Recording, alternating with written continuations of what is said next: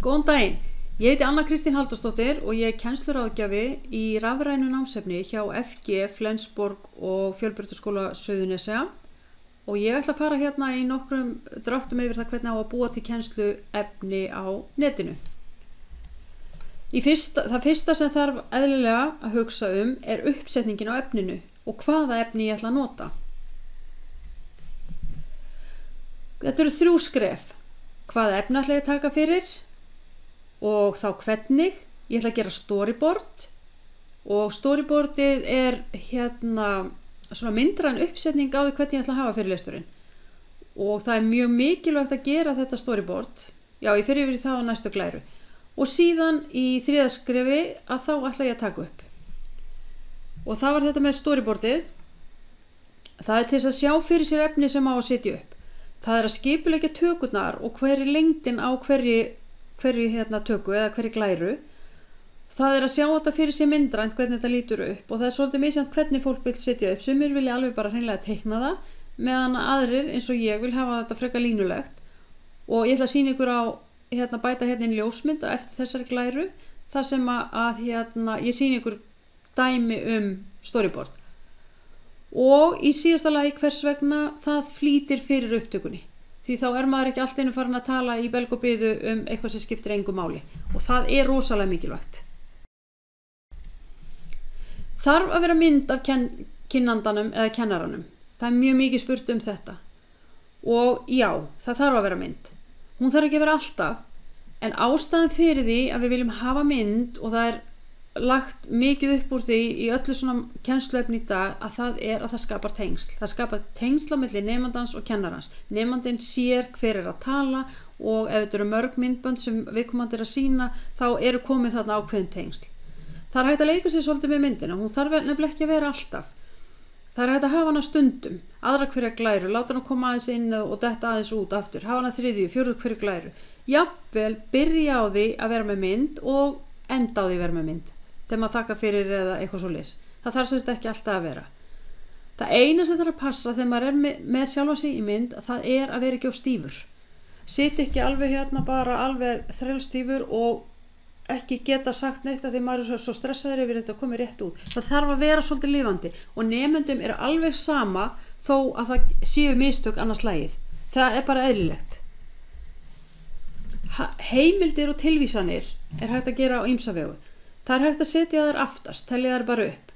Það er líka hægt að vitna jafnóðum bara í töluðu máli og segja samkvæmt Jóni Jóns að þá er þetta svona og ef þið kíkið í bókina og blaðsíðu þetta, þá er þetta svona. Og síðan er hægt að setja heimildir í texta það sem við á og það ætla ég að gera hér á eftir, þannig að sjá hvernig það lítur út. Það er hægt að bæta inn aukaefni með því að til dæmis fara inn á vefslóð og ég ætla að gera það núna. Ég ætla að fara hérna inn á vefslóðuna hjá Kennslumiðstöð Háskóla Íslands.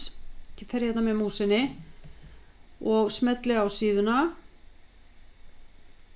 og þeir bruna hérna með mig inn á vefsíðuna þannig að ég get verið að taka, ég get líka hafa slökkt, ég gæti líka slökkt á upptökunni og fari bara beint inn og verið með þetta tilbúið en ég ákvað að fara þessa leið. Ég ætla að fara hérna og skoða hjá fræðslu efnið, kennslu aðferði langar mig að skoða og sýna nemendum mínum og ég ætla að sýna ykkur hluti vendikennslu. Hvað er hægt að gera? Hér er til dæmis vídeó hvernig hægt er að vera með vendikennslu og fleira. Þegar þetta er búið þá þarf ég að fara aftur inn á fyrirlesturinn minn. Hér er ég komin aftur inn á slóðina mína eða glæruna mína og búin að sýna þessa glæru sem ég ætlaði að sýna.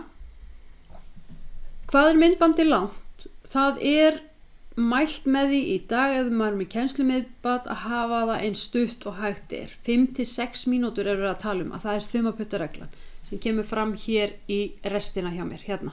Þumaputtareglan er 5-10 mínútur. Styttra er betra og það fer saman hér magn og gæði. Og málið er það að það nennir enginn að horfa langt myndband. Maður sér það bara sjálfu sér ef maður fer inn á YouTube og maður sér myndband sem er 30 mínútur og næsta myndband og eftir er 5 mínútur sama efni, þá fer maður í 5 mínútna myndbandið. Ef maður horfir á þetta 30 mínútna myndband, þá undantekningarlítið, þá er maður farin að skrolla eftir nokkra mínútur og leita inn í myndbandi og reyna að sjá hvort það sé eitthvað merkilegt sem maður þarf ætlar að horfa á. Það yfirleitt ekki með kennslumyndbönd að fólk nenni að horfa á löng myndbönd. Undantekningin náttúrulega ef maður með fyrirlestra, en ég ráðlegg ykkur líka að vera með fyrirlestrana eins stutta og hægt og helst að búta þá svolítið niður.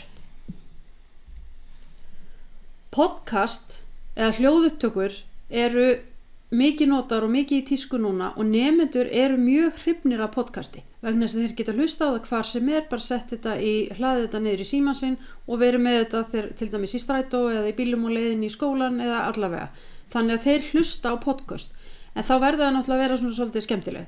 En það líka hægt ef þið eru að taka upp fyrirlestra þá bjóða flest af þessu upptökuforritum bjóða upp á það að maður visti líka sem podcast.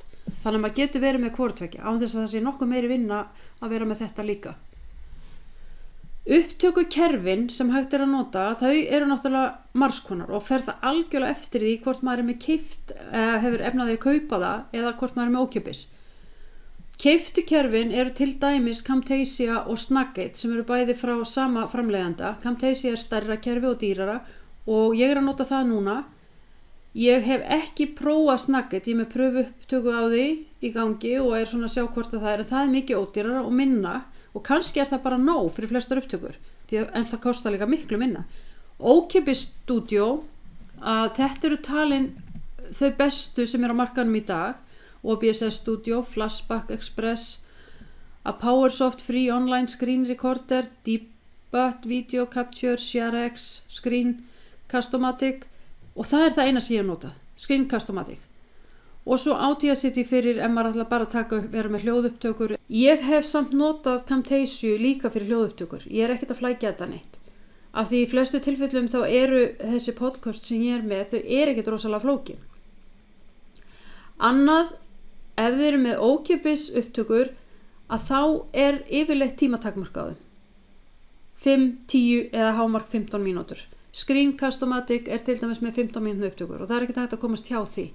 Þannig og ég held að vísa að sé hægt að borga og kaupa sér dýrari útgáfu og kannski leyfa þér þá að maður fari eitthvað yfir en hins vegar þá pressar þetta mann svolítið þá til þess að vera með minni tíma.